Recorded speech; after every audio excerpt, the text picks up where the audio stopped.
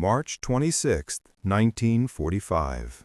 The forests east of the Rhine were quiet in a way that made battle-hardened soldiers uneasy.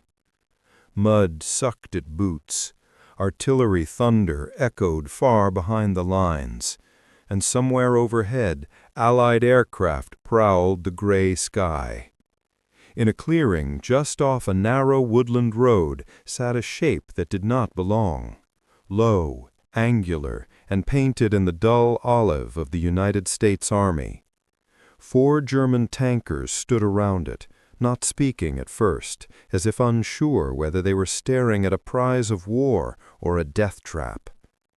Oberfeldwebel Klaus Becker, commander of what little remained of his Panzer company, studied the abandoned vehicle with narrowed eyes. It was an M18 Hellcat, though Becker did not yet know the name, and the sight of it unsettled him more than he expected. It looked wrong. Everything about it offended the German philosophy of armored warfare. The glacis plate was so thin he could see the faint outline of bolt heads behind it. The sides were scarcely thicker than the steel on an armored car. And the turret, open to the sky, was something no German tanker would ever accept. No shelter from shell fragments, no barrier against snipers or grenades. Tank crews lived or died by centimeters of steel, yet the Americans had willingly torn the roof off their turret. His loader, Hans Weber, ran his palm along the front armor and scoffed. "Reckless," he muttered. "One direct hit and the crew is finished. Who builds a gun carriage like this and sends men into battle?" No one answered him.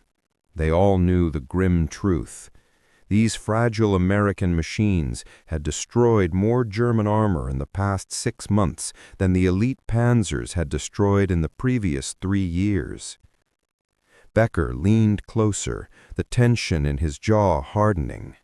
Thin armor, exposed turret, and yet a 76mm cannon sat mounted on the chassis.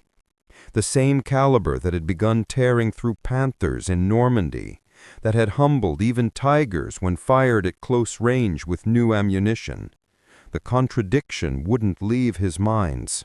It was as if someone had taken a gun powerful enough to kill German armor and attached it to a vehicle so light it had no business surviving on a battlefield. The crew spread out cautiously. It was clear the Americans had abandoned the vehicle in haste, but not in panic. No blood, no burn marks, no impact damage. A Stars and Stripes newspaper lay crumpled beside the gunner's seat. A half-empty cigarette packet rested near the hull machine gun. Personal gear suggested the crew had time to gather essentials, but not enough to perform deliberate demolition. Perhaps it had simply run out of fuel during the rapid thrust toward the Rhine. Perhaps a minor mechanical failure. In this phase of the war, fuel shortages killed more German tanks than enemy fire. The Hellcat might have suffered the same fate. Lieutenant Steiner, commander of the dwindling battalion, arrived moments later, giving the American vehicle a dismissive look. "Paper armor," he muttered, rapping a knuckle against the side plate. "A Panzerfaust would break it in half." Some of the men laughed, but Becker didn't join them. His instincts, sharpened by 4 years inside armored coffins, were whispering that the Americans hadn't lost their minds. They had changed the rules. Becker climbed onto the turret and dropped inside. The first thing he noticed was the space, air, elbow room, visibility. The open turret made the interior feel almost civilized compared to the German tanks he had lived and fought in. In a Panther, a man's helmet could scrape against the turret ring while loading. Here, the commander had the freedom to stand nearly upright. Visibility alone was shocking. A German tank commander was confined to optics, slits, and periscopes. Inside the Hellcat, one could simply turn and look in all directions without steel obstructing the world. It was madness. It was genius. "See if the engine still runs," Becker called down. Weber climbed into the driver's compartment. The others watched as he inspected fuel, ignition, and linkages. Less than 2 minutes later, the engine roared to life with a sharp, throaty growl very unlike the deep rumble of a Maybach. The vehicle seemed to come alive instantly, eager, almost impatient. Becker ordered an easy roll through the trees. The Hellcat moved with a grace no German tank had ever possessed.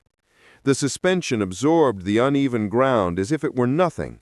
Where a Panzer IV would lurch and buck, shaking teeth loose, the American machine glided through the forest floor like a civilian automobile. And the steering, unbelievable, a wheel, not levers, smooth, effortless, controlled by hydraulics. Weber maneuvered between trees with the casual confidence of someone driving a passenger car on a country road, not a tracked combat vehicle. Becker felt a sinking sensation in his gut. The Americans hadn't built a weak tank. They had built a fast one. He directed the vehicle toward a long open road beyond the tree line. No aircraft overhead, no columns in sight, just a stretch of asphalt winding toward the horizon. Weber looked to Becker for permission before doing what every tanker secretly dreams of. "Open it up," Becker said. The change was instantaneous. The M18 surged forward, the wind roaring over the turret like a hurricane. The speedometer needle climbed so fast it seemed broken. 40 kilometers per hour, 50, 60, 70, 80. By the time they reached 90 kilometers per hour, Becker could hardly brace himself against the force of the wind. It was not merely fast for a tracked vehicle, it was frightening. The Hellcat covered nearly a kilometer in under a minute, shattering every expectation of what armored warfare was supposed to look like. When the brakes were applied, they didn't screech, they controlled, they gripped, and the vehicle decelerated almost like a sports car. Back in the clearing, Becker stepped down from the turret and stared at the Hellcat as if seeing it for the first time.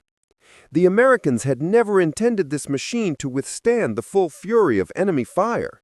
They had built it to avoid it, to strike, withdraw, reposition, and strike again before a Panther or Tiger could even traverse its turret. The truth hit him with uncomfortable clarity. Germany had built tanks to win duels.